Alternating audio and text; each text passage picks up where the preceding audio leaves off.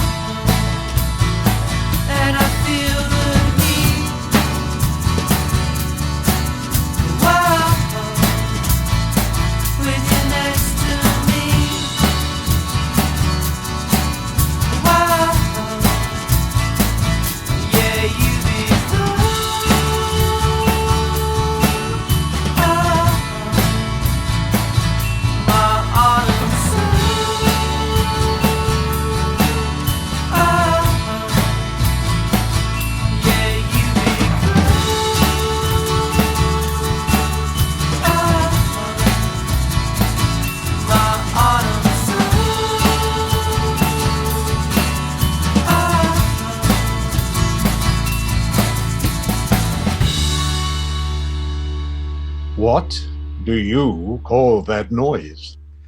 Thanks very much for getting us in a skylarking mood, Kenny Alton. If you have an XTC-inspired song, feel free to let me know at mark@xtclimelight.com. Although I have to say there is a long waiting list ahead of you, I'm afraid. If you've been enjoying What Do You Call That Noise, the XTC podcast, well, remember, I wouldn't be able to do it without the support of the lovely, lovely XTC fans on Patreon. Many, many thanks to all of you who have contributed. And if you'd like to do the same, all you have to do is go to patreon.com/Mark Fisher and decide on your level of support. And there are 3 levels. If you opt to be a knight in shining armour, I'll read your name out at the end of each episode. A reminder, you can buy your copy of What Do You Call That Noise, an XTC Discovery book at xtclimelight.com. And you'll also find details of all of the podcasts there. Right, now let's get back to L-Acoustics in London, where Jonathan Jacques was one of the select few to hear the second playback of Skylarking in the new Atmos mix. Here is his reaction. What do you call that noise? I was lucky enough to attend the launch of the Big Express Atmos mix at the magnificent L-Acoustics listening room in Highgate 18 months ago, and was overjoyed to be able to return to the newly renovated 16.1.20 space for Steven Wilson's second XTC Atmos mix of Skylarking. First, to the music. I'm thrilled to report that the Atmos format absolutely brings out another dimension in the enjoyment of this well-loved and appreciated album. Unlike the Big Express, where the additional space in the mix revealed beautiful layers and details of the music that had literally been buried for decades in a stereo mix, Skylarking had already had most of its exquisite moments enhanced by the corrected polarity version and also Steven's previous 5.1 surround mix in 2016. So, what was exceptional about this listen, and why should you consider parting with your hard-earned to purchase it again in Atmos? For those with the ability to play the Blu-ray in this multi-channel format, the answer is that this mix pulls out all of the album's stunning vocal harmonies, orchestration, drums, and melodies across all 3 dimensions, and which dance around the extended soundstage it creates. Like the Big Express, there are, of course, pieces of the mix that I'd never fully noticed before. That dog bark from the next field in Summer's Cauldron. And was the actual sounds of the sea behind us on Mermaid Sailed, or a real fire crackling on Sacrificial Bonfire? What really set the mix apart for me was Steven's stunning use of the heights in the vertical plane that only Atmos makes possible. It gave the glorious vocal interactions between Andy, Colin, and Dave too plenty of space to move around each other between the top left and right channels in a beautiful swirling vortex that would have made the Beach Boys green with envy and left me beaming from ear to ear with joy, especially on songs like Another Satellite. On Sacrificial Bonfire, Steven also pulled the tambourines and soft brushing of drums high up above you alongside the vocals on either side, which made you feel you were literally inside the song, or perhaps the bonfire itself, kind of Wicker Man style. And of course, Steven didn't disappoint in moving the B at the beginning of Summer's Cauldron so close to the top of your head that you wanted to swoosh it away. With Dear God, it was noticeable that Steven didn't appear to try to disturb or distract from the potency of Andy's lyrics by enhancing the mix too much. Ultimately, he allowed them to make their point as powerfully now as they did in 1986. I also felt that Steven's Atmos mix added to the sense of immersion in some of the most unique and exceptional moments in the whole of the band's catalogue, which appear on this album. Dave's first ever string arrangement on 1,000 Umbrellas and the cool 60s jazz swagger of The Man Who Sailed Around His Soul. I also sensed the presence of our old friends, the Dukes of Stratosphere, much more than I'd ever suspected in previous mixes, not least on the chorus of Big Day that rumbled like thunder directly over our heads, threatening to spoil the day's proceedings. There was another excellent Q&A that followed the listening, which was led by Stephen and a beautifully animated and articulate Mr. Dave Gregory. Dave obviously revelled in the approach taken with this album and the process employed by the producer, as Andy referred to Todd Rundgren in his now customary pre-listen video introduction. There followed a lengthy and enjoyable discussion, not least around how this album was intentionally developed to appeal to the US market much more than previous albums. For me, this was most apparent in the vocal interactions between the players on this album, as well as the Birdsian guitar on Earn Enough for Us. That said, I completely acknowledge the very Swindonian content of songs like The Meeting Place, which for all the world now sounds like a stunning outtake from The Big Express, with the factory and shop sounds of the Lovers' working days, which stand out as even more essential to the song's meaning in Stephen's Atmos mix. It was a fantastic night that has genuinely enhanced my love for one of my absolute favourite albums, for which I particularly want to thank L-Acoustics director Julie and her team for being such exceptional and considerate hosts. I also want to take this moment to thank Mr. Stephen Wilson for everything that he's done and continues to do to ensure that XTC's legacy continues and is recognised long into the future. On a personal level, I'd also like to thank him for convincing Andy to embrace surround sound and Atmos into particular, because it's absolutely enhanced my love and enjoyment of my favourite band. I'm very much, and I'm sure we're all very much in your debt. I can't wait for the 20th of September when the new Atmos Blu-ray of Skylarking drops through my letterbox. Thanks very much for that, Jonathan. Perfectly put. What you were about to hear comes in two parts. First, it is the first Q&A session with Stephen Wilson and Dave Gregory. And sorry for the abrupt fade in as I got my tape recorder ready. And then comes the interview we did specially for this podcast with the sound of Skylarking still ringing in my ears. Here we go. What do you call that noise? Big hair, big gated drum sounds, DX7s. You have the temerity to make an album that sounds completely out of time. What were you thinking? Well, didn't we always do that in XTC? You did always do that, yeah. But particularly with this record. Yeah, no, I mean, well, it's all led by Andy, his amazing vision and his gift for just coming up with amazing melodies and lyrics, and we just followed him.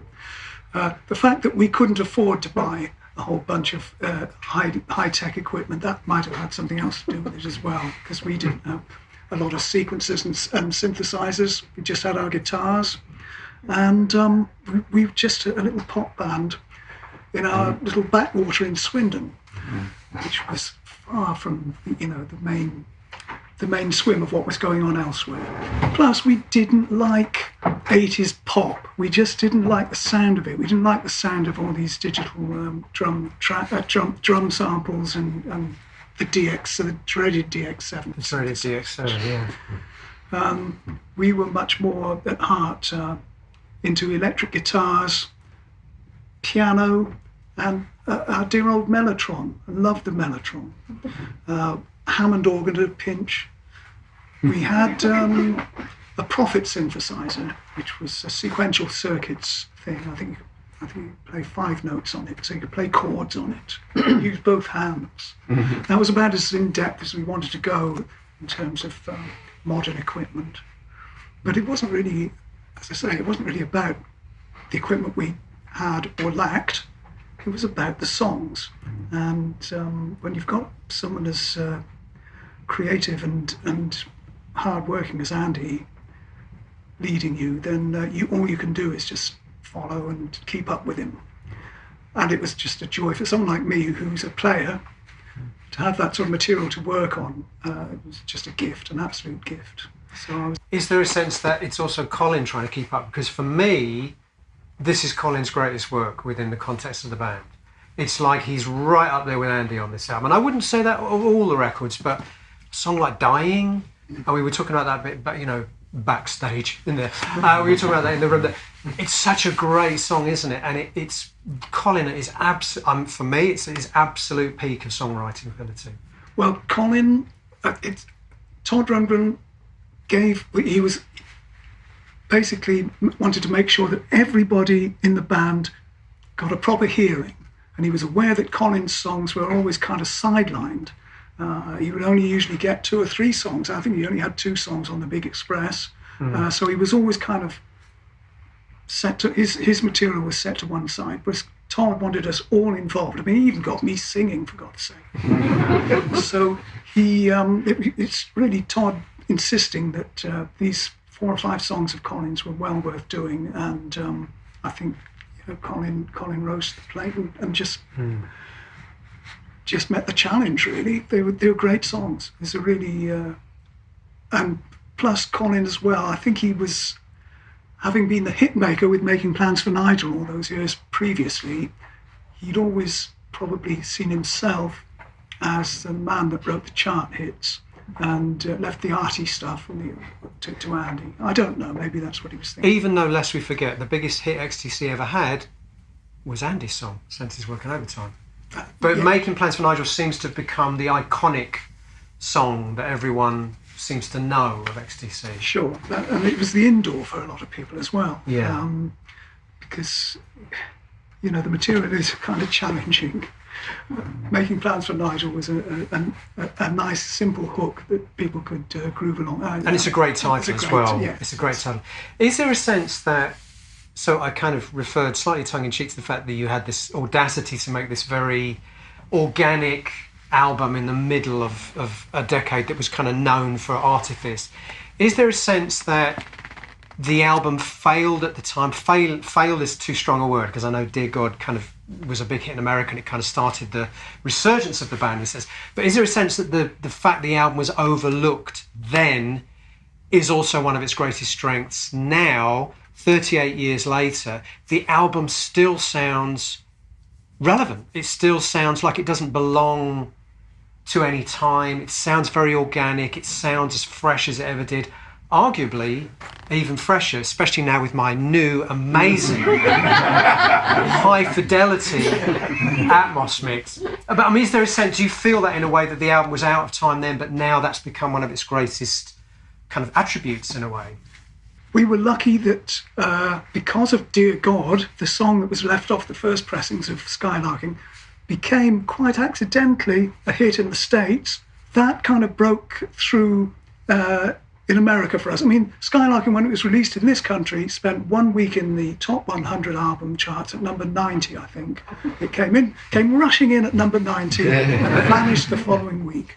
So I mean, that is astounding, isn't it? But it's nice to think that all these years later, it's one of our greatest successes, certainly in terms of sales. It still sells, doesn't it? Still selling. We're still reissuing it. Thanks to the time and time again, milking that cow. I mean, but I think that is testament to the fact that this gentleman here's never heard it before, declared it a masterpiece. I think that's a very common response. People hearing the record after all this time are blown away by how good this record is. But for so many years, it was invisible. It wasn't part of the zeitgeist. And now I think that, so this is kind of what I'm getting at in a way. I think in a way that is one of its greatest strengths, that it doesn't date. It doesn't become associated with any particular genre, era or scene. I don't know if that makes sense or not. Let's open it. Has anyone got any questions? Yes. Yes. Hi, Dave. Hello, Chris. Dave knows me, you don't. But Who are you? I'm Chris. Hello, Chris. Yeah. Chris, incidentally, Chris, let me just introduce you to the rest of the audience. Chris wrote the first biography of XTC, Chalkers and Children, which I've read, yes. Which has, I think, been reprinted a couple of times. Long time ago, right? Yeah. So Yes. he was first to write it all down. Yes. I was. And then I was sat listening to the playback. And I'm embarrassed to say I was crying all the way through. Oh, bless you, sir. It just came back to me how brilliant this album is. Because 38 years ago, I got sent a cassette review copy from Virgin, and I knew straight away, this is amazing. But to have this experience of hearing all the other things, just, it's certainly another spectacular. dimension, isn't it? This Yeah. whole immersive thing. I think the first 2 or 3 pressings were a bit dodgy. So, Steve, you've done a fantastic job. But I want to ask this question because I'm looking back over XTC's career, and just before Skylarking, you had that hit with the Dukes, which was on a budget of what, 10,000? Oh, it was less than that, Chris. Good on God. Was it? It was £5,000. £5,000. And I think we refunded 5 the record days. company £1,000. Yeah. Yes, that was the Dukes of Stratosphere Sonic 25 o'clock. Yeah. That was the thing, that little project that we did for fun in 2 Which weeks. overtook everything you'd done before for a couple of years. It did. And then Todd Rundgren, as far as I'm aware, was not a man who hung around as a producer. And in fact, I think that's one of the things Andy told me. Well, what do you mean by that? Didn't hang around? What do you mean? I he just wanted to get the job done quickly and move on. He would go, that's done, Right. move on. In fact, I'll tell you a story. It was when you were doing Supergirl, Todd was doing overdubs, and Andy told me Todd had his left hand on the mixing desk and his right hand on the keyboards, and he could see him pressing down 2 notes at once. He got really upset about that. But you know what? It turned out fantastic. So I guess this is also a question for you, Steve. When you heard the tapes, did you hear mistakes and stuff? Yeah, there are, it's not perfect. There's bits there's a particularly bum note on Earn Enough for Us. There's a keyboard part that goes out of time on another track. I forget what. But you know what? It doesn't matter. It doesn't matter. In fact, we were talking about this, backstage again, this idea that actually all of the music that is the best, all of the people, all of the albums that are the most special were made by people who didn't really understand what they were doing. I'm generalizing here now, but you take my point, that actually there's something magical about Skylarking that the artists, including Dave and Andy, and Todd, couldn't tell you. They couldn't tell you what it is. Because if they could, they'd keep doing the same thing over and over again, And I think there's an element of that there are musicians that just intuitively, and I think Todd is a great example of this, intuitively know when something is special and has a magic to it, and it doesn't matter that it's not perfect. And this is another reason why maybe Skylarking doesn't fit in the 80s, because everyone in the 80s, I'm just about old enough to remember, the late 80s, everyone became obsessed with perfection. Things being perfectly in time, things being perfectly in tune. And it made music very banal. Yeah. And in fact, we're still suffering the fallout from that kind of mentality now in 2024. Computer recording has rendered a lot of mainstream music very banal, very homogenized, very formulaic. And when you go back to an album like Skylarking, made at a point where it was very much out of the zeitgeist in a way. But I think what makes it sound so fresh today still is that it has got the human frailty to it. It's got a magic to it. I don't hear the conflict between Todd and actually another thing me and Dave were saying before we came on is that let's try and avoid the subject of the Todd Andy thing because we've talked about that so many times. I'm talking about Dave now. We should put that to one side now, I think, because this album is clearly a masterpiece. It's clearly a classic. And my point was that it's almost as though XTC produced their best music when they were more spontaneous than less. So you remixed Big Express. Big Express, which is an album that a lot of people say is very overwrought and overworked and too many overdubs on it. I'm not sure I completely subscribe to that anyway. I think Big Express is an amazing record. But I know, Dave, you feel that Andy had too much time to faff about with overdubbing and Yeah, well, programming Lin drums and things. Yeah, that was a bit frustrating. And clearly that's not the case with Not Skylarking. No. No. Because Todd was very much, well, if you don't get it in 3 takes, then we'll move on to do something else.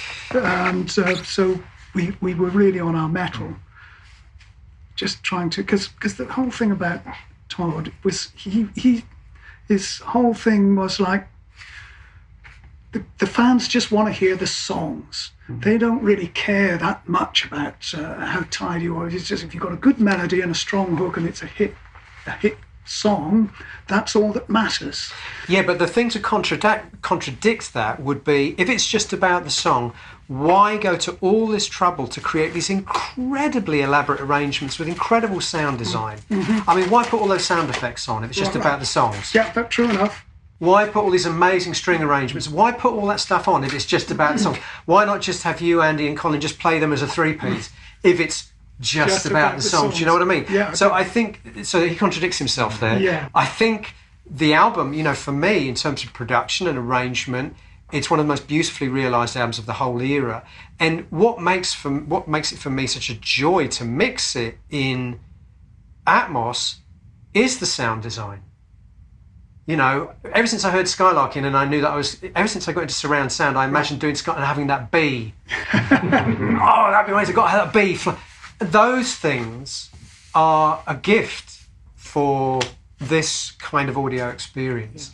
And that, I guess a lot of that is Andy, but also a lot of it is you, and I guess a lot of that is also Todd, no? Yeah. But I think Todd's problem really is that he lacks patience. You know, when he's making his own albums, it's just him and his tape recorder, and he's dropping in and out, and he's doing everything himself, and most of the stuff that he does is first or second take. So he assumes everyone has those skills and that everyone should be forced to just get in there and do it. Just do it. How many takes for the solo of Supergirl? Well, Dave, I can't remember. It would have been an evening session. Okay. There was certainly one drop in, but don't forget, I'd written that solo out and practiced it for like the week previously, so I had it under my fingers. But you know what happens when the tape starts? Yeah, going. red light fever. Yes. Pressure's on, especially when Todd's looking at you through the glass. Exactly. And he's got his fingers on the buttons. Any other questions? Was that the Clapton full guitar? It was the Clapton full guitar, Steve. You got it right. Yes, you know the story. A question. Sorry for you, Stephen. Atmos mix. How do you decide where to place all the sounds? Because something like Supergirl, it was amazing. It was like the first time I ever heard 5.1 surround in a cinema, where everything was ricocheting. You could hear the sort of almost the echoes of each instrument. So it's a lot of texture. How do you design that in Atmos? I don't know. I don't really. There's no real answer to it. It's like saying to someone, "How do you write that song? How did you come?" I don't know. It's an intuitive thing. This comes back to the whole thing I was saying a moment ago about, you know, for me the best records are the records made by people who are just approaching them like idiots. Really, intuitive thing. You know, so I mean, there are certain things that, having done a lot of this kind of mixing, I kind of know are going to work. Like if you've got a whole bunch of backing vocals, it's great to spread them out, obviously. If you've got a bunch of acoustic guitars overdubbed, it's great to spread them around the listener. If you've got drums, it's best not to pull them apart, because a drum kit that's spread all around you just sounds wrong. So those are things you kind of learn from experience. And believe me, I have tried all those things, you know. Wouldn't it be great if we had the snare drum up there and the toms?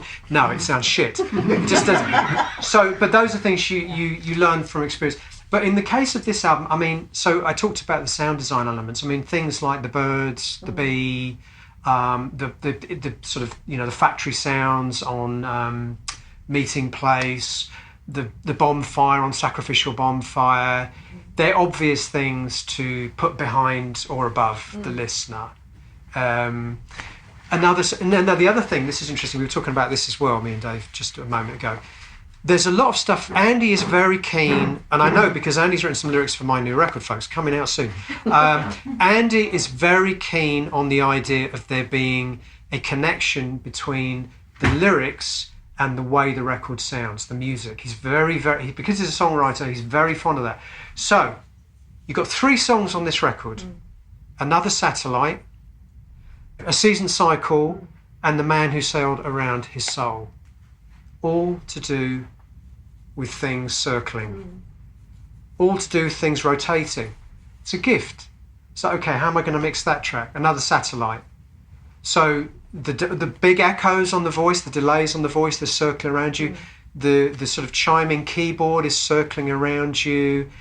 Season Cycle, there are things circling around you. Man Who Sailed Around His Soul, there are things circling around you. So that's a very Andy thing to do. So because I know I'm mixing Andy's songs, it's a very obvious thing. In fact, he said to me, when you mix it in Atmos, make sure you have things going. Of course, Andy, it's obvious.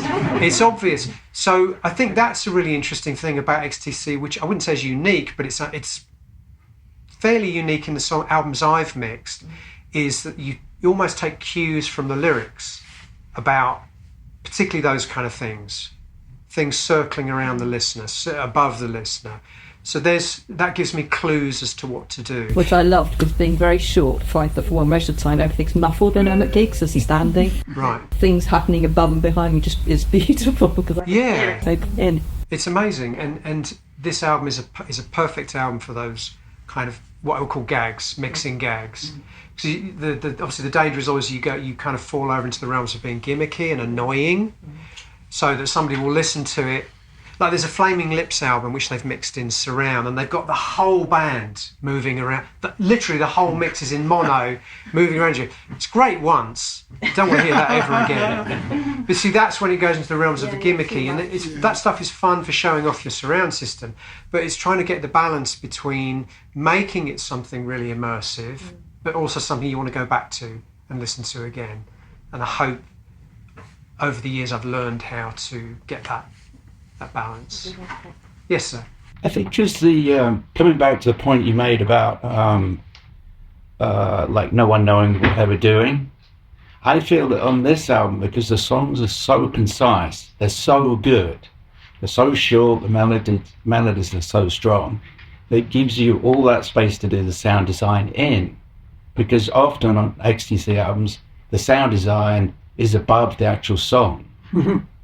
So on this album, it's like the presence of the vocal is fantastic. You can hear all the lyrics, and the sound design is supporting. It's very integrated into the. No, I think I know what you mean. Yeah, it feels almost superfluous on some of the Big Express. On this album, it's perfectly integrated into the sound universe. Yeah. Again, I'm not sure if that's something you were conscious of, Dave, or. Well, you can hear the words. You can hear the words, yeah. It's always in the service to the song. Yes. They're always in the service of the song. I think that's that, yeah. Yeah. Whereas some really strong songs, and they're never too long, which on some of the other records, perhaps, some of the other XTC records, they tend to indulge a little. That's true. And these are more like pop songs? Yeah, I mean, it's 15 songs in 45 minutes or something, isn't it? That's right. And I should point out, actually, now you come to mention it, that we had a sort of, when we first went to meet Todd, we sat around in his control room literally editing these songs. Before we even got to record them, Todd would say, look, we need to lose this chorus here, this is superfluous. And there were a number of tracks like, let me see, which was the one that was, Dear God, for example, had a long middle instrumental section. And he said, what's this doing here? Let's just chop this in half, and we'll do a brief little string solo here, and that should do for the record. Yeah, that's major architecture. But correct me if I'm wrong, that was a problem Andy had with the way you did that song, because he felt the subject was too big to deal with in what you essentially cut down to a 3-minute pop song. Yeah. How long have we got, Julie? Have we got another 5 minutes? 5 more minutes. 5 more minutes? Yes, sir. What do you have to tell us about EQ, compression, dynamics, so that sort of... You haven't heard the album before, right? Right. You heard the spurring of it, so I'm curious about how tonality, not so much the special thing, but the map of the original, did you adhere to that? What happened in that context? So... Okay, so because you know the record, so there's a little bit of history around this record. The history is that the original mix the band weren't crazy about it, and later on I think they identified some issue with things being out of phase or polarity. Dave's not convinced by that. Yeah, okay.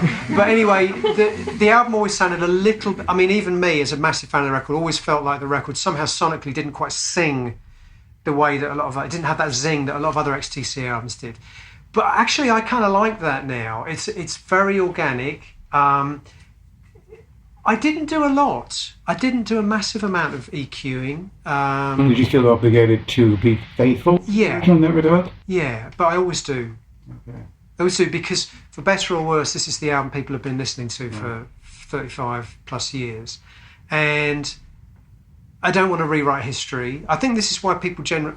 I mean, it sounds very unhumble of me to say this, but I think one of the reasons people like my Atmos mixes is that I do stay very faithful to the original. I don't sort of go, you know what, it would be much better if that snare drum had a massive gated reverb on it. And I've heard mixes like that, revisionist, and I don't like those. So for me, it's very important to adhere to the sonic signature of the original mix, for better or worse, and just try and find a little bit of extra clarity and tone. And I think that this is a classic example of... It sounded it didn't sound modernised, which I thought was really clever. No, but then the record doesn't, like I said at the beginning, it didn't sound like a modern record even when it was made. It sounds like a record that almost exists outside of time, and I think that's to its credit and its longevity. Sure. Well, kudos to you. So the worst thing I could have done would have been to have tried to make it sound modernised or put it on steroids or something like that. It wouldn't have worked. Just this afternoon, randomly, I read an interview with Ken Scott talking about the Atmos remix. Ziggy. Yeah. And it's exactly the opposite of all that. They're replacing cymbals and snares and... Okay, that's not me. I would love to have done that job, but the whole Bowie estate thing is very peculiar, because Bowie left instructions when he passed away that only the original producers and engineers are allowed to remix Bowie catalogue, which is why Ken Scott and Tony Visconti, men in their late 70s now, and presumably with their ears completely shot, are being allowed to... Anyway, that's a whole different subject. Go on, Julie, yes. So, listening to this album, I can't think of a better way to sort of usher out the summer and into the autumn, and it's just such a mood and such a almost piece of storytelling. I'm wondering, Dave, what stories and comments have come from fans to you over the years about what this album means to them? Well, I can't recall any real stories. The thing was, originally Todd Rundgren's concept was to create a cycle, a day cycle. It started at dawn with the dawn chorus, taking us through a typical day, until right up to a stormy midnight setting. That was his original vision for the album.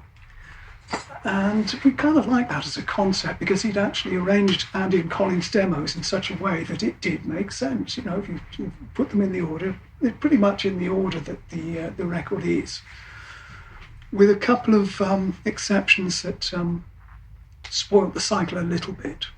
But no, it's only really since Dear God got us a hit in the States, we suddenly were getting feedback, mainly from America, that this was actually a really great album.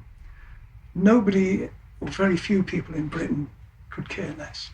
So it was really just a sort of it was like almost like the follow-up to 25 O'Clock in LP form, with a wizard at the controls. So, but in America it was different. And suddenly we started getting all this fan mail from the States, people discovering this record, and many of them through Dear God, which actually isn't, I don't think, it's not typical of the rest of the material on the album. It's sort of a little song on its own that maybe is slightly outside the circle, as Todd would put it. even though it was part of his original running order. But we thanks now with YouTube, the internet basically. I keep going back to this, saying the internet has probably saved XTC's bacon in terms of, providing them with a pension, because now we have this international outreach. Anyone with even slightest curiosity about the band can just dial into YouTube or anywhere online and find something of ours and decide, whether it's worth pursuing or not. So this album, I think, and the groundswell of interest that's currently occurring with XTC, it started in the States, and it's just over time, just gradually been, getting bigger and better, to the point where we're now able to get all these various remixes and remasters. Keep reissuing the same albums over and over again, Dave. Every 10 years. All the favourites. Every 5 years. Just keep putting them out. Putting them out. Does that mean you're going on the road, Dad? Of course, Phil. Yeah. Of course it does. Well, actually, one last thing I want to say about the record, and then we should wrap up. So I'd like to have the last word. See, now, Julie, you kind of alluded to this. This record, I think, has in my mind too, it kind of has this reputation of this wonderful kind of warm, summery, fuzzy record, right? It sounds very organic and very summery, doesn't it? I don't know if people would agree with that. It does to me. The album starts with the word drowning and finishes with 2 songs called Dying and Sacrificial Bonfire. Yes. Robert Smith, eat your heart out. Okay, and I think there we wind it up. Very good. Thank you very much for coming, guys.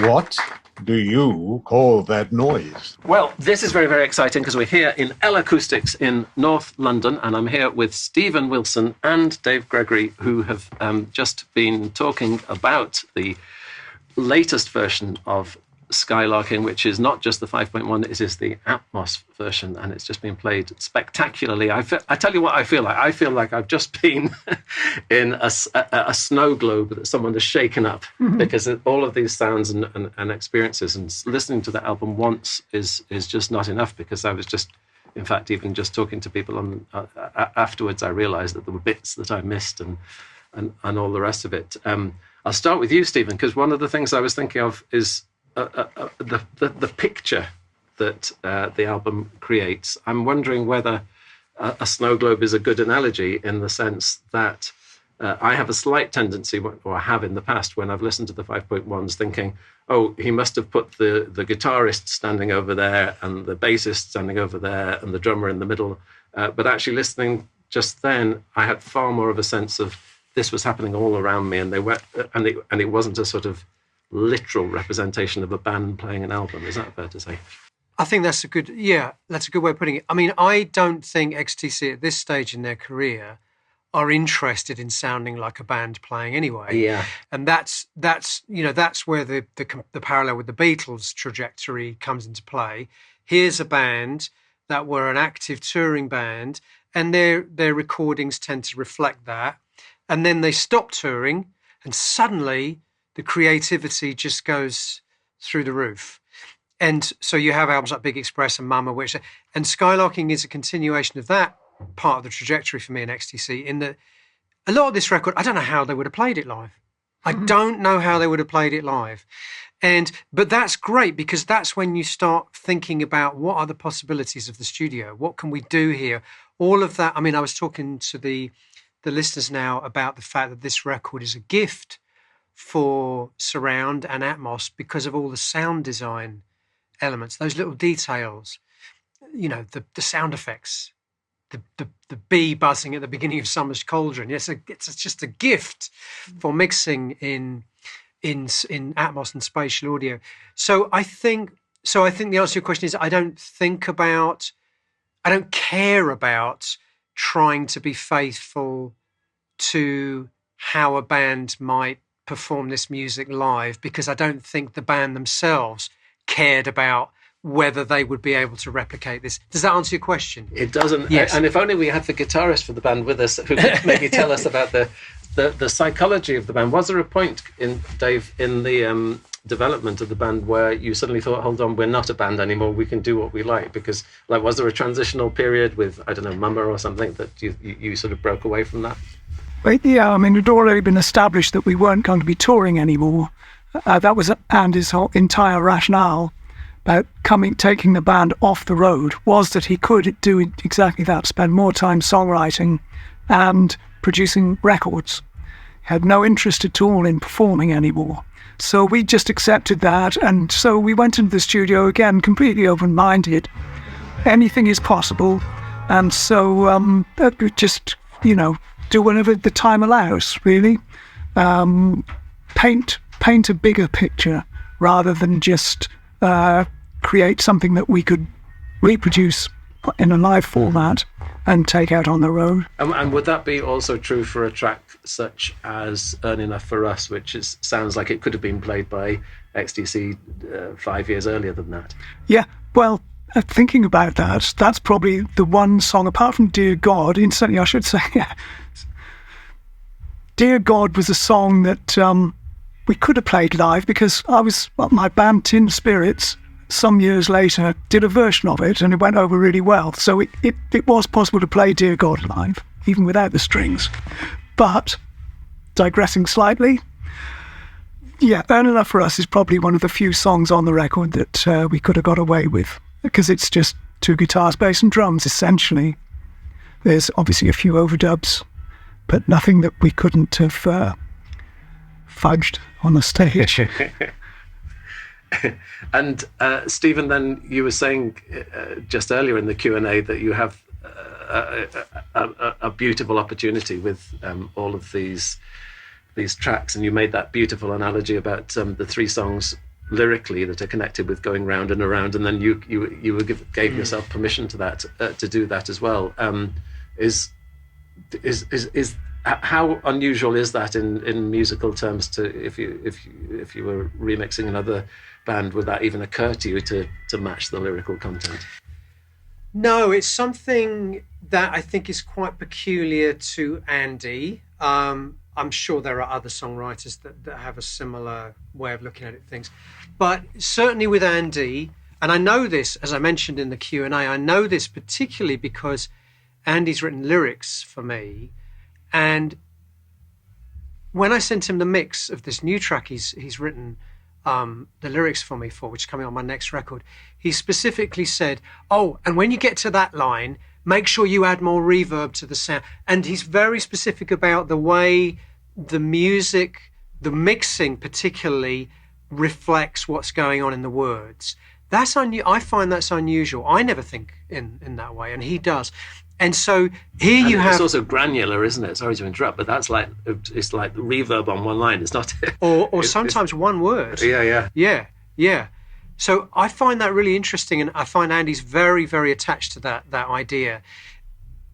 There are 3 songs on the record which are to do with circular motion. So you've got Season Cycle, Man Who Sailed Around His Soul, and Another Satellite.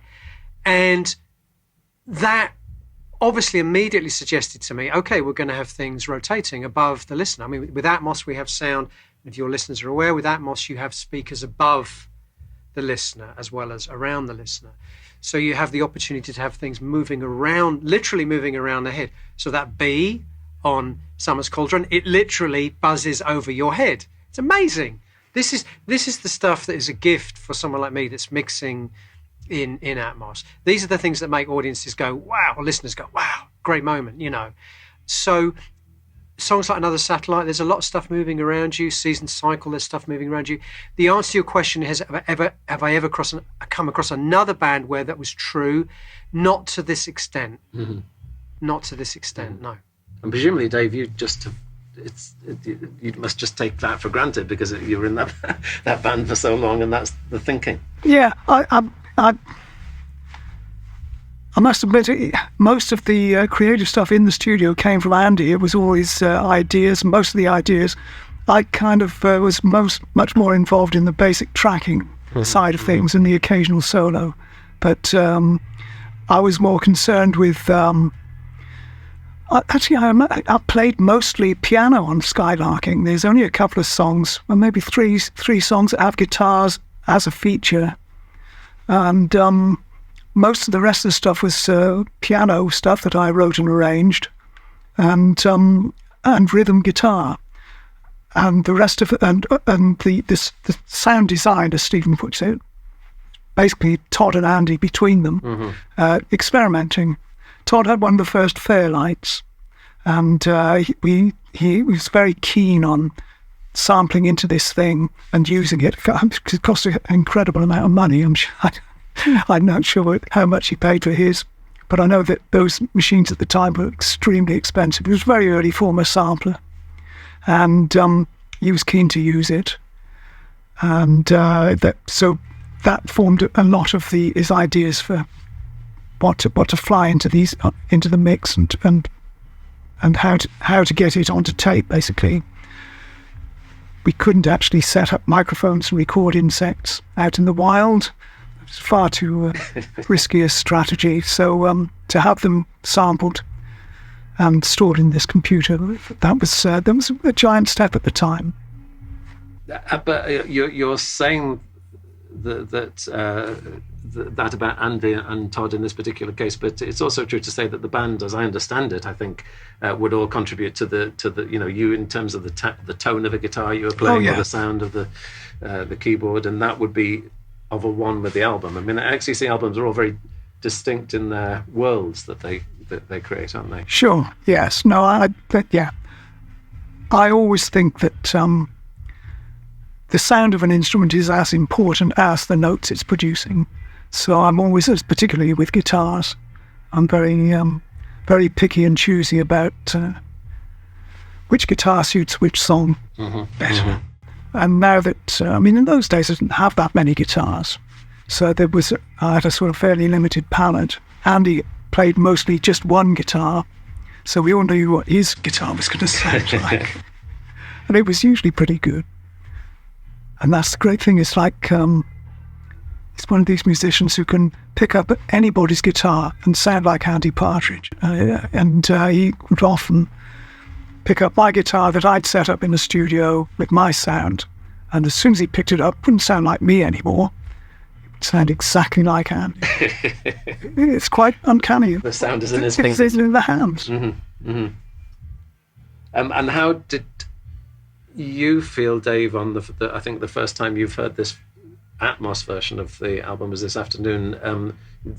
Nobody has ever heard that in the sense that when you were in the studio with Todd, right? This is a new thing, is a new confection that didn't exist. It's not like an emulation of something that we hadn't heard previously. This is a brand new landscape altogether, and it was something that we couldn't have imagined in 1986. I remember the first mix that Todd sent over. It was it's a very, very narrow bandwidth. There was hardly any bass guitar. You couldn't, and also it was kind of a little bit muddled, but it kind of sounded great. If you heard any of the tracks on the radio, they really stood out. Especially in a car. On the rare occasions that a Skylarking track would be played, it always sounded great. And I think that was his modus operandi at the time. He was known for making hit records. And one of the ways he did it was to make them radio friendly. Medium wave as well. Yeah, that's right. Yeah, crappy medium wave. But yeah, this was something that Andy was really peeved about, was that it all sounded a bit demo-y at the time.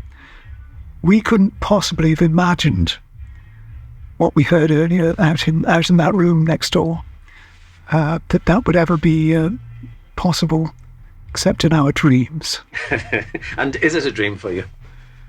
Yeah, it is. I'll never be able to realise that dream at home because I'll never own a house big enough to install 80-inch speakers. But no, it's really, really great. And I think anyone who has made the big leap into Dolby Atmos, this is a really, really great album to have. Whether you like XTC or not, start here and immerse yourself because it's quite a treat for the ears. And I say that with as much modesty as I can muster at this point. And for, Stephen, there are people who'll be listening to this podcast who have already got, and they'll have this 5.1 system, and they'll have got Skylarking and heard it in 5.1. How, from your point of view, how easy is the transition from 5.1 to Atmos? You mean in listening experience or in terms of practicalities of putting systems together? Is it like, is it a complicated thing, or do you have to start again, or do you... You don't have to start again. I mean, like I started mixing in 5.1 15 years ago now, and I basically augmented my studio setup. So I've added 2 extra speakers at the listener level, and I've added 4 elevated speakers. So I have a 7.1.4 system. So 5.1, 2 at the front, 2 at the back, 1 in the center. 7.1.4, 2 at the front, 2 at the back, 1 in the center. 2 in the side, between the fronts and the backs, and 2 elevated to the front and 2 elevated to the back. Now, the beautiful thing about Atmos is it scales. And that's why it's actually doing so well. Because not only can you listen to an Atmos mix on any configuration of speakers, you can even listen to it on a pair of headphones. And it becomes a binaural. So it's not the same as we've just heard. You can't literally hear things coming from above you and behind you. But it becomes binaural stereo, what Apple calls spatial audio, which is like a more three-dimensional version of the stereo. It just somehow opens it out to feel more immersive. And I think that's really the key to why Atmos is taking off, because it is. It's doing really well in a way that you think going back 50 years, all of the attempts to launch quadraphonic sound, holophonics in the 80s, 5.1 in the 90s. Now we have Atmos. And Atmos is the first time it's really gained any traction. And that is because finally the industry has realized that if any of these formats are going to work, you have to make them accessible just to people listening on soundbars and headphones. So you don't have to have what you've done before, which is to have, this is the stereo mix on the same DVD, this is the stereo mix, this is the 5.1 mix, this is the original mix. You can go to Apple Music and you can stream an Atmos mix through a pair of Apple iPods or any spatial audio ready headphones, which they're on. And again, I reiterate, it's not going to sound the same as it does in here. I mean, it doesn't sound as good as in here. It doesn't sound as good in my studio as it does in this incredible L-Acoustics room. But the point I'm making is that you're not going to hear things discreetly coming from the rear corner or the top right corner. You're not. But it is a very three-dimensional, it is definitely more three-dimensional and more spacious, for want of a better word, than the stereo. So having done the 5.1 remix, you then start on Atmos. Does it feel like your work is already halfway there, or were you able to go back to your own work and think, I could improve that, or I could fiddle with this? Or I think the 5.1 mix I did of Skylarking was pretty good. I mean, there are 5.1 mixes I did 10, 15 years ago that I would definitely go back to start from scratch again. And in fact, I have. But with Skylarking, we did it, I think, about 2000, Dave might remember, 16, 17? 2016, yeah. I think I did a pretty good job. So in this case, that was a good starting point for me. And then really it's just a question of what can we throw up above the listener? What can we move out to the sides, perhaps that we just had in the fronts or the backs? Making use of those additional sort of directions, if you like. And as I say, again, with this album particularly, there's so much sound design that it's a gift for particularly the sound effects, but also the string arrangements, all the harmony vocals. Even in 5.1, sometimes 5 speakers wasn't enough to make it completely envelop you. I was hearing harmonies I've never, not that I haven't heard that. I have heard you haven't been able to before, pick out, but I haven't been able. Yes. I haven't been able to think, that's what they're singing. Yeah. And there are some places on the album where there are literally 5 or 6 layers of harmony vocals. So now we have some above, some behind, some at the side, some at the front, and also moving around as well. Moving. Harmony wasn't necessarily in the same place twice. Correct. Yeah. And did you, when you, this is true for 5.1 as well as Atmos, when you go into those tapes, those master tapes, are the discoveries that you make in the same way that I make them as the listener? So, for example, on The Meeting Place, there was a sort of rattly noise, which I must have heard as part of the overall effect, but never, a bit like those vocals we're talking about, I hadn't identified that one individual thing. But there was also sort of other little Not only do you feel that, not only do I feel that, the band and the artist often say, I've had it a few times, they say, have you added something to this? I said, no, it's all on your track. And they've forgotten things are there. I forget what it was that Dave, you asked me. First of all, I hadn't been aware of the whistling. The whistling on the they sell around it sold. Yeah. And people have said this evening, what do you mean you've never heard that? It's been well, I've obviously tuned out. You make it really prominent in this particular mix, and it was lovely to be able to, I think, oh, that's well, that. Yeah. Possibly I did and I didn't. I mean, I'd have to go back and compare. I probably didn't make it any louder, but probably just by virtue of the fact that it's in its own space. Yeah. That's it. Yeah. That's what it is. It's in its own speaker. It's not fighting for supremacy with all of the other things in the track. You're able to home in on it and pick it out. So whereas a stereo mix is this sort of gestalt thing where everything's kind of mushed and coming through the same channel, suddenly you've got all of these different directions that things can come from. And so the amount of times that artists have said to me, I don't remember us recording that. Have you added a keyboard part? Have you added a harmony vocal? No. And then when they go back and they listen to the track, it's like, oh yeah, no, it is there. The brain hasn't separated it from the gestalt, if you know what I mean. Yeah. And so now, because they're hearing it in spatial, the brain is able to home in and say, that's there. It's always been there. Now I can hear it, if that makes sense. And does it hit your ears like that as well, Dave? Very much so. In fact, listening again, I remember when we did Big Day, Colin's song Big Day, Todd wanted us to make it sound like a Mexican wedding. So we had all this mariachi stuff going on, a big jumble of, Mexican instruments and percussion and stuff like that. And I remember having this instrument called a tipple, which is like a cross between a ukulele and a mandolin. And he just said, make a noise with this. So I just played this sort of tremolo part on it. And I remember being credited with this thing, but I thought, I can't hear it. There's no way. He must have lost it. I've never heard that tipple until this afternoon. I did turn all that stuff up. Yeah. I turned up the Mexican party on Big Day. Yeah. I, for a moment, I thought, is somebody's mobile phone going off? Yeah, that's exactly what it sounds like. Yeah. I'm not too sure if that's a good thing. Well, but it was. Yeah. But it was just such an unusual sound that I thought, no, it must be coming from somewhere else, because it was just, for a song that is so familiar to me, I hadn't heard it like that before. Yeah, that stuff, I mean, I don't do that a lot, but if I feel there's an overdub that's really cool and for whatever reason it's kind of been buried by the original mixer, and I think to myself, the kind of question I ask myself is anyone that's been listening to this record going to complain that I've turned something up? And if I can say to myself, I don't think they're going to complain that I've turned this up, then I might turn it up. But you've actually just contradicted me there, because you said now it sounds weird to you. I mean, I think... it wouldn't take me long to adjust. No, I think maybe it's just a question of adjustment. There are certain things that I find have been buried in tracks, and I think to myself, why would anyone complain if I turn that up? It's a really cool part. The artist has obviously worked quite hard on putting that little detail in there, and for whatever reason, the original mixing engineer has not pushed the fader up. And I think to myself, let's make amends, and no one's going to complain surely about that. And actually, in terms of the dynamic of a song from beginning to end, a lot of the effects that we're talking about, although actually not with Big Day, because it comes right at the beginning in those opening chords, doesn't it, I think?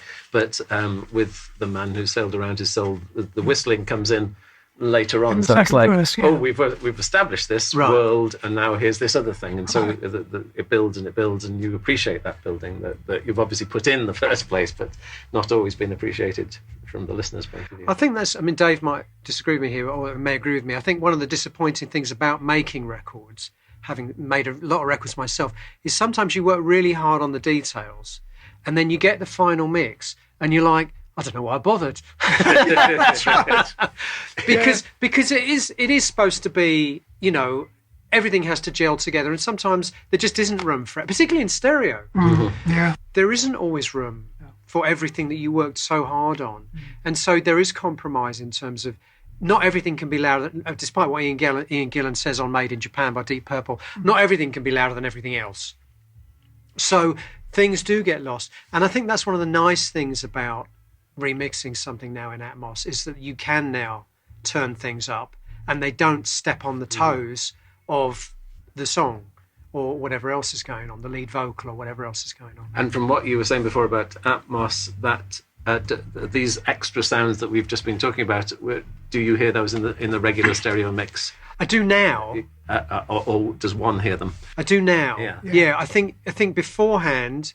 So this goes back to your original question, because you were talking about, do I find, basically to paraphrase you were saying, do you find things on the master tape, multi-tracks you didn't know were there? Yeah. I do, and then I go back to stereo. I can say, oh yeah, it is there. Mm-hmm.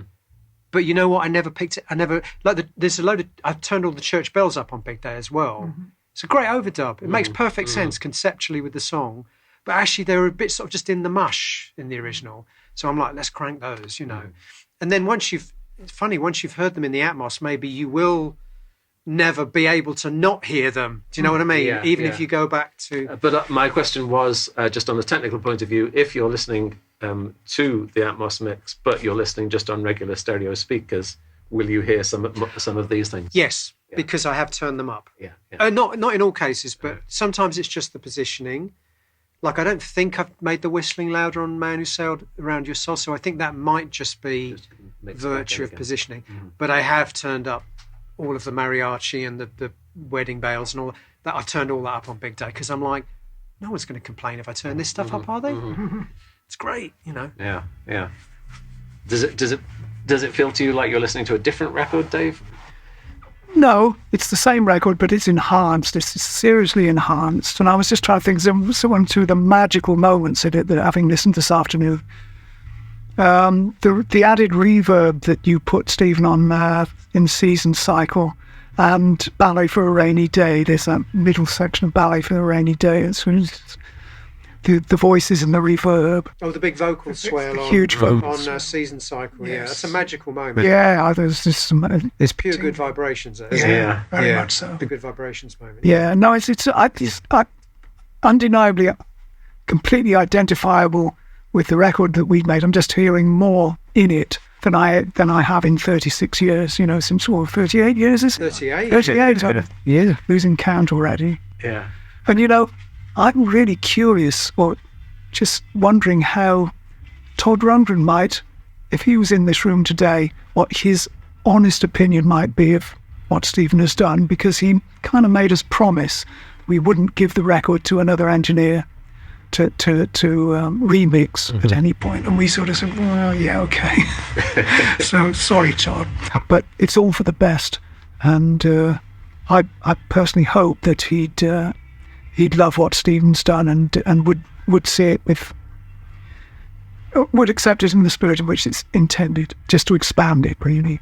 I hope so too, because we're all big Todd fans. Yeah, amazing, absolutely. So I would feel terrible if I thought that he thought this was a travesty of the record he made. But I'm confident enough to think that I think he would be very pleasantly surprised. This is the same record he made. I've honoured all of his original creative decisions, but I've also made it. I put it on steroids. And have you, when you've done remixes in the past, I wouldn't be surprised if at some point you've come across the original producers and engineers and so on. Have they been receptive to what you've done? Yeah, I can't think of a time. I can't think of any occasion where, no matter how skeptical they were to begin with, the artist or the producer or the engineer, whoever was involved, didn't come away thinking, and this sounds like I'm being very unhumble, but I think most people, the word is trust. Once they've heard what I've done, they trust me. Mm-hmm, mm-hmm. Because I'm not trying to modernize, quote unquote, improve, quote unquote, any of these records. I am being very honourable to the original spirit and the original creative decisions made. And I think once the artist or the producer understands that, I had the same thing with Andy, had the same thing with Dave. They don't quite know what to expect when they first come. The first time Dave came up, I think, to hear, was it Non-Such or something? You came up to hear one of the... That's right, in your own place. That's right, yes. And probably you didn't know what to expect, did you? No. And you thought, what's this clown doing with... I was just curious. Seriously, I've just thought, well, how can he improve? Well, this is our greatest record. It's a great mix. It can't be improved upon. What can he possibly have done? Let's go listen, find out. And I was really, really pleasantly surprised. And again, that was my first experience of 5.1 surround.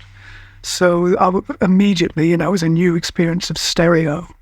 And I thought, Stephen, wow, what can we give him next? and the reason that's interesting to me, because that's kind of my philosophy too. This album is beautifully recorded. The original stereo mix is amazing already. There's nothing I can do to improve it. So you know what? I'm not going to improve it. I'm going to be really faithful. All I'm going to do is recreate the stereo mix, look for a little bit of extra clarity and tone here and there, if possible. Sometimes it's not. And then I'm simply going to move the elements out into the 5.1 or the Atmos spectrum. That's all. Really, that's all. I mean, although I said with the caveat that sometimes I've pushed a little sound design element here or there, or added a little bit of extra reverb here or there. Really, if you folded down my Atmos mix to stereo, in fact, my new stereo mix, it was on the 2016 release. If you listen to those mixes back to back, and I know for the caveat that I know Andy's not happy with the sound of the original mix, it's pretty close. It's pretty faithful. And that's the way I think it should be, because most of these reissues are being bought by people, and I think we talked about this when I did your show before, Mark. Most of the reissues are being bought by people who know the albums like the back of, like it's the Bible, Myself included, by the way. I know some of these records, but there are XTC fans out there that know them much better even than I. They know every nuance and every corner. So the last thing I want to do is kind of disrupt their get in the way of their relationship with the record that they have had for 30, 40 plus years. So it's very important to me to respect that connection. And by the way, sometimes those connections are much, much stronger. In fact, almost always stronger than the connection the artist has with the record. The artist hasn't listened to the record Dave probably hadn't listened to Skylarking for how many years between whatever. And so the fan, on the other hand, someone like yourself, you've listened to it probably every month for the last 40 years or whatever. So you know the record much better than Dave does, right. Miles better than Dave does. So that's really important to me to do it for those people. And that's reminding me, I forgot to ask you this question last time we spoke, which is that one thing that people have complained about in the past, and this isn't true of Skylarking, is that is there a technical reason why you haven't always done crossfades as the original? No. You know what? I think the first time we did that was with None Such, the first one we did. And the only reason we did that is because, and it was my idea, is I thought there's some really cool shit going on. Some of these fade outs that we haven't heard before. And you know what? This is a new edition of the record. Let's present it in a different way. Mm-hmm. And yes, I appreciate what we should have done is probably presented both. Yeah. We probably should have done a version where we did the crossfades and with that, but we didn't. Because it is that thing when you're really used to that thing. I realise that. Imagine doing it with the first two tracks on as grass. That wouldn't have worked. That would be sort of sacrilege in people's minds, wouldn't it? But there are even on Skylarking there are crossfades that are not. I think where something is just about to fade out and then the next track starts. I think early on I discussed it with Andy and we both felt, wouldn't it be interesting to let people hear what's going on? Mm-hmm. Just as the tracks are fading out, right, I see, just little details. Mm-hmm. It might be just an extra lick of a guitar solo or a little. What we probably should have done in retrospect is presented, as I say, both alternatives. Yeah. I'll let you off on that one. Thank you. Thank you. You get the blessing. And I'm wondering for you, as a musician yourself and a producer yourself, when you go in this forensic detail into somebody else's work, both the work of the band, but also the work of the engineer and the producer on any given album, do you learn from it? Yeah, that's the biggest pleasure I get out of doing this stuff. I'm deconstructing and reconstructing these albums that I love, and I don't do records that I don't like. And with a couple of exceptions, almost everything I've ever taken on is a record I can genuinely say, I'm a fan of this record. And XTC is one of the few times that I actually proactively went after it. Mm-hmm. I said to Declan, I want to do XTC. Can you get Andy to come up and listen to a couple of tracks? And I kind of talked them into letting me do it because I knew the record so well. I was such a big fan. So that's number one. Firstly, being able to go inside of records that I love and in many cases have informed my own musical personality, my own musical DNA, being able to deconstruct them, there's a downside to that too, which you can imagine. It's probably very hard for me to listen to these records ever again now. Yes. So I'm almost now on the artist side, where I've deconstructed the record, I've remixed it, I've heard it a million times. It's become more. This is the downside when you make a record; it ends up being more science than art. Mm-hmm. It becomes more about, have I got the right amount of 8K on the hi-hat? Have I got the right amount of reverb and the right tail on the backing vocal? And you stop relating to it the way a fan would relate to it, just as a piece of music. And that's a downside for me. But I figured that I've had a long relationship with these records, so it's okay. and I wouldn't trade in the opportunity to. But yes, the answer to your question, I learned incredible, just in the way, bands recorded records in previous eras. Live in the studio. Who about cutting a backing track live in the studio? I've never done that. I mean, I have now, but the first time I remember mixing an old King Crimson record, and I was like, oh my God, they're cutting 90% of this track. They're just literally cutting live in the studio, like you guys did with drums and wires, and even that was like a bolt from the blue for me. It's like, oh my God, people used to do this. Yeah, it's amazing, an education. And I wonder if, Dave, this might just be my perspective because I'm the one consuming this stuff, but as I get older, as we all get older, looking back, and we're now talking to an album that was 38 years ago old. I mean, that's history, isn't it? That's part of, when you, I think it's particularly interesting with the fact that you did the Dukes of Stratosphere only about 15 years after the bands had been making their original things that you were pastiching. That's right. And now 38 years, that's twice that amount of time. So you've had time to parody it twice. And as far as I know, nobody's done a pastiche Skylarking or a... No, maybe the 80s was not that we were really part of the musical 80s scene at all, but it doesn't... Well... It'd be easy for me to say, I don't understand people who have nostalgic feelings for the 80s. That would be kind of disingenuous. But I don't think there was the same kind of yearning for that kind of youthfulness. Mm-hmm. Like the Dukes was pandering to our teenage selves who could only dream of making a record. And that would have been, 65 through to 68 when we were going to school and listening to pirate radio and just, becoming immersed in this silly dream that one day it could be us. Yeah, but I think that is a generational thing, Dave, because I have exactly the same feeling about the 80s. You do? Yeah, completely. Wow. The 80s is because it's the era that I was buying records the day they came out. Right. I bought Oranges and Lemons the day it came out. I bought Talk Talk's Colour of Spring and Spirit of Eden the day they came out. They were magical things for me. Yeah. So I wonder whether kids will have the same. Obviously, we're talking now in the age of streaming. Music is all available 24/7. You don't have to pay for any of it. I think part of it is that we invested in music in those days. We had to go and buy it to hear it. I do have that with the 80s. Oh, yeah. Okay. I love the 70s. I love the 60s too, but for me, the magical time is it's the 80s. Wow. Well, I think there's also a sort of compression effect, which is that a hell of a lot was discovered by people from about 1955 to maybe for the 25 years after 1955, say. An awful lot happened in that time. And it continued to happen afterwards, but it, I think, happened at a slower rate, or the rate slowed down as time went on. I'm not sure, and so I disagree with you. I think you're right in one sense. I think there is an incredible window of experimentation and creativity that lasts roughly from the 1950s, mid 1950s, till the end of the millennium, because I think the 90s, what happened in electronic music in the 90s. Is as astounding as anything that happened in rock music in the 70s. Yeah. But it's just a question of whether that's your kind of music. Yeah. So the 90s, things like Aphex Twin, Portishead, Massive Attack, incredible innovation.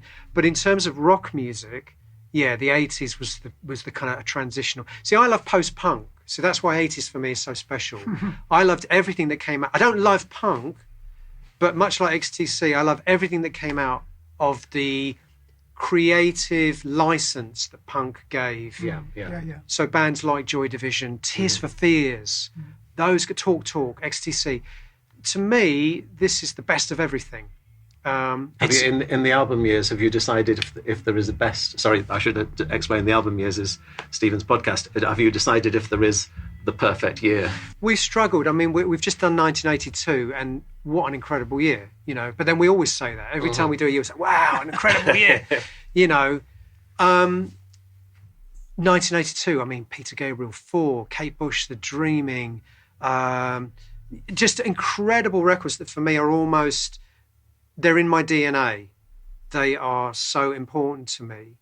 And yes, I can say that to an extent also about Dark Side of the Moon, but I didn't buy it the day it came out. I heard my dad playing it, but I don't have the same relationship I have with records I bought as they came out, that I could see the bands playing their new single on Top of the Pops. So that's why I think that the 80s will always be particularly special. And also, I feel that there's the same creative spirit in post-punk that there was in psychedelic music and progressive. It's almost like an anything goes. And, you know, sampling was you were using sampling. Yeah. That's exciting. But you're right about, punk clearing the decks and just breaking the opening the doors to, young, unvarnished talent with determination and drive and something to say. Well, and ideas. Someone like Andy. Yes. You know, he wouldn't have been very good if he'd been in Emerson, Lake and Palmer. No, let's face it, would he? But in XTC, what phenomenal, flowering of that talent. Yes, indeed. Which punk kind of, provided that. And without that, I say XTC would never have been signed, I don't suppose. I can remember seeing his band, the Helium Kids, in Swindon in, 1973, 74. They were as rough as old boots, and they looked dreadful, and they couldn't tune the guitars, and they sounded awful. But there was something going on. It was so different. Yeah. We would do it all into blues rock and, boogie, status quo, that kind of stuff. And yet these kids from the council estate doing something nobody else I'd ever seen doing, especially not in Swindon. But it never occurred to me, well, one day they're going to sign to a major record label and make a bunch of great albums. Make a record like Skylarking. Or make a record, it was on another planet. Yeah, but in that sense, Dave, did you have the boot kicked up your ass? Very much, I did. Your eyes are open to your musical ears. Yeah, not by the Helium Kids, but later on when they turned into XTC after Jonathan Perkins, who we lost last year, the original keyboard player. Then they suddenly started to sound semi-professional, and there were these new songs. Andy was writing these little 3-minute gems with really weird, catchy titles, and you just think these songs are actually really good. No one's going to ever take them seriously, though. Who's going to take these idiots seriously? I actually thought that, but I just thought in another universe, in a parallel universe, this band would be on Top of the Pops every week. They were just because they were different, and what they were doing was interesting. But how it all evolved, I could never have imagined, and I certainly could never have imagined myself being involved with them. But also not just them, but the whole of the post-punk new wave sort of movement, and punk itself was a challenge to the music that you've been playing previously. Of course. But you were receptive enough to accept that challenge. Well, yes, because I thought that I loved rather than punk itself. I was more into the pub rock thing. Dr. Feelgood, that really energetic guitar-based R&B. I loved all that, and I had a band playing that kind of material for the year prior to Andy inviting me into XTC. So I was sort of running on the spot, as it were. With this high energy, rough as arseholes music. So when the call came from Andy, Barry's leaving. Do you fancy coming and joining that? I thought, what am I going to do? I'm just an R&B guitar player.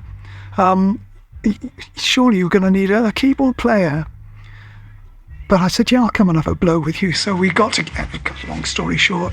Yeah, we got together, hit it off as friends.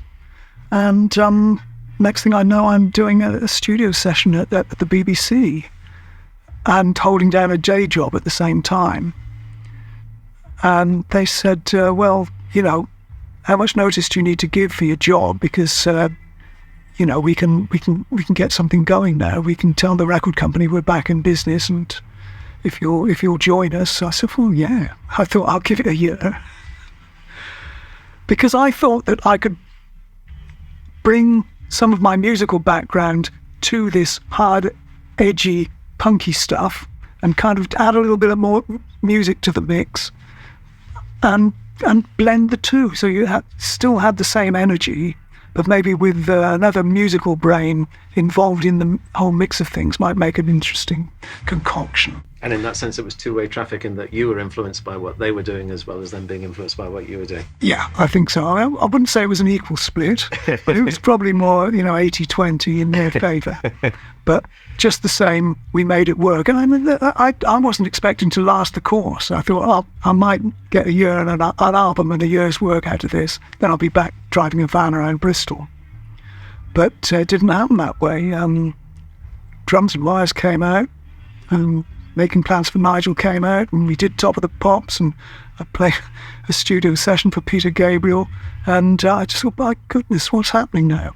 I've got to keep this thing going.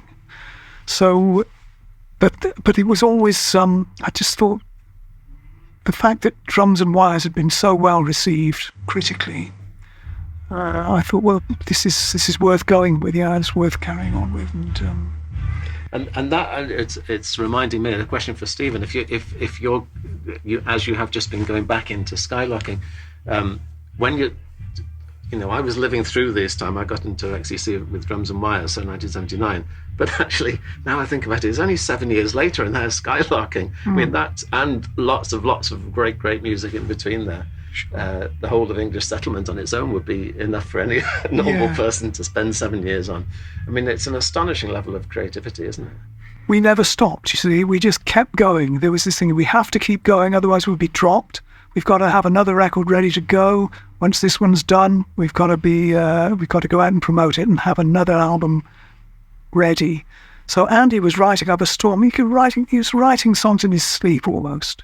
And Colin, too, was struggling to keep up, but bringing worthwhile material in. He had a great singing voice, Colin. I was not only his bass playing, which again is totally underrated. How many people rate Colin Moulding as a bass player who, among the bass playing fraternity, I think he's up there with the likes of Andy Fraser and even McCartney, for just the way he thinks his parts through. And he never does the obvious thing. No. He doesn't just play the root notes. Very always creative the song, but always imaginative. And a great sound, because he plays with, played with his fingers. Yeah. And that's, you had the man with the bass. I mean, I think just leading on from what you were saying there, Mark, I think for me, XTC is the only other band where you look at the trajectory of where they started and where they arrived. There's only one other band that ever went on a journey like that. Mm-hmm. And that in itself, to me, is what fascinates me about the catalogue. And you mentioned yourself, every album has this little sound world of its own. But the rate of progression, and it's probably no coincidence that both of those bands we're talking about retired from touring. Mm-hmm. Mm-hmm. Because the Beatles were able to suddenly go on this journey in the studio, and not just a journey in the studio, but also a journey in the sense of their own evolution. Right, we've done that. What can we do that's completely different now? Yeah.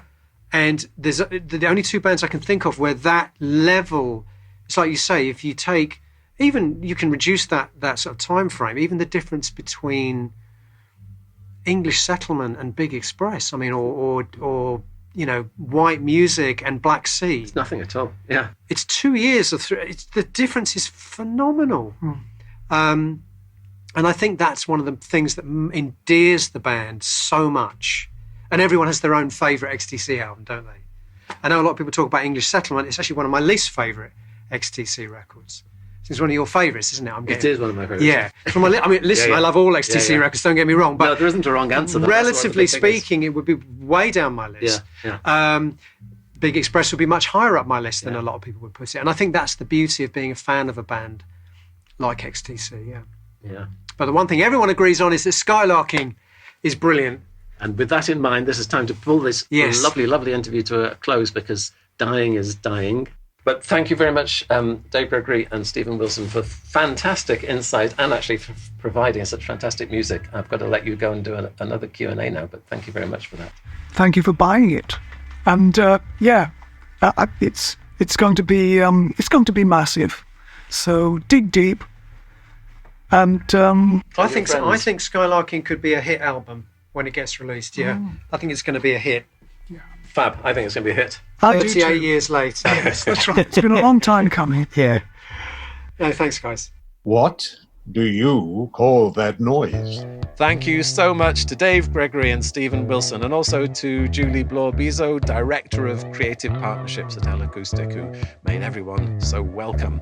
Thanks also to Jonathan Jacques for his brilliant review of the evening, and to Kenny Alton for the music, and as ever, to everyone who has ever supported the podcast on Patreon, including, in particular, the following Knights in Shining Karma: Terry Arnett, Kevin Burt, Lorenzo Ciacci, Cale Corbett, Liam Duggan, Jamie Dunn, Alison Eels, Jeff Farris, Evan Fish, Leslie Gooch, Mike Grafe, Robert Graham, Camille Henry, Stephen Hope, Alan Hughes, Marek Strauss, Jesper Kumberg, Robert Lawlaw, Adrian Loon, Liz Lynch, Marie Meikle, Youssef Murrah, Amy Parkinson, Tim Parsons, Mark Reed, James Reimer, Michael Sutcliffe, Steve Swift, Mark Thomas, Nigel Waller, John Weddermeyer, Lucy Verbitsky, Martin Whitley, and Steve Wood. That is all for now, I'm afraid, but I'll be back again for more next month. Bye.